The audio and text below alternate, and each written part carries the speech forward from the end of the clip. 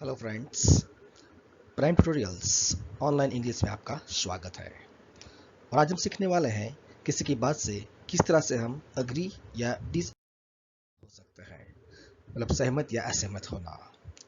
अगर किसी का बोला गया स्टेटमेंट अफर्मेटिव मतलब पॉजिटिव उसको बोलते हैं हम, अगर वो पॉजिटिव होता है तो उसके साथ हमारा जो अग्रीमेंट रहेगा वो भी पॉजिटिव रहेगा।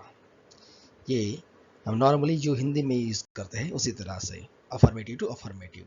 और किसी का बोला गया स्टेटमेंट नेगेटिव है तो उसका अग्रीमेंट भी नेगेटिव रहेगा।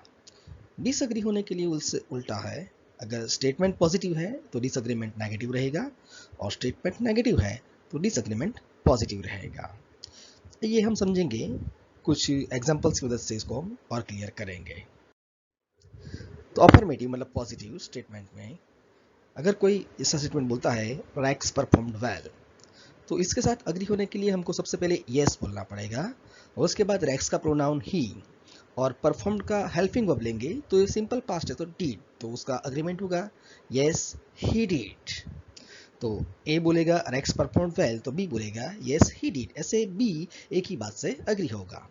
अगर ए बोलता है Rose is always on time तो बी उसके साथ अग्री होने के लिए ऐसा बोलेगा yes she is.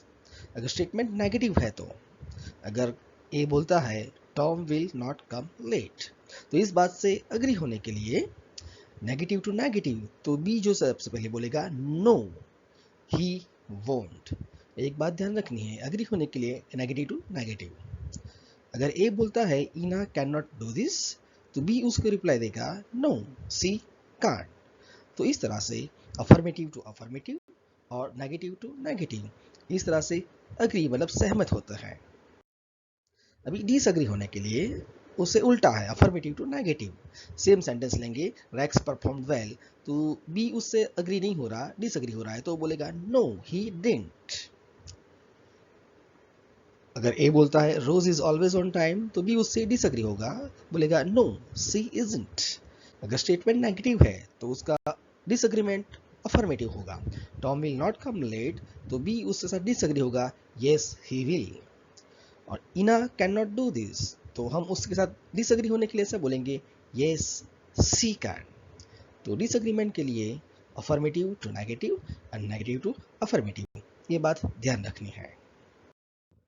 But be careful, जब कोई बोलता है आई विल गेट इट तो उसके साथ अग्री होने के लिए वो खुद के लिए आई बोलेगा तो हम उसको रिप्लाई देने में उसको यू बोलेंगे यस यू विल। और डिसएग्री होने के लिए उसको हम बोलेंगे नो यू वोंट, मतलब आप वो हासिल नहीं कर पाओगे। अगर कोई बोलता है यू कांट गेट इट मतलब वो हमको बोलता है कि तू ये हासिल नहीं कर पाएगा, तो हम उसके साथ अग्री होंगे, इसके बोलेंगे नो आई कांट। और उसकी बात से डिसएग्री होने के लिए हम बोलेंगे यस आई कैन।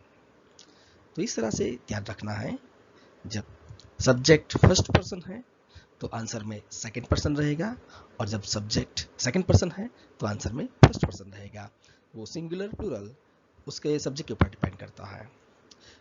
ये लास्ट में जो 3 सेंटेंस दिए गए हैं आपकी प्रैक्टिस के लिए, sentence number 1 you are not so stupid, sentence number 2 I should say that, sentence number 3 we hate lawyers.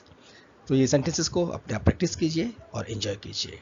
I hope that you like this video, like it, share it and subscribe my channel. Thank you.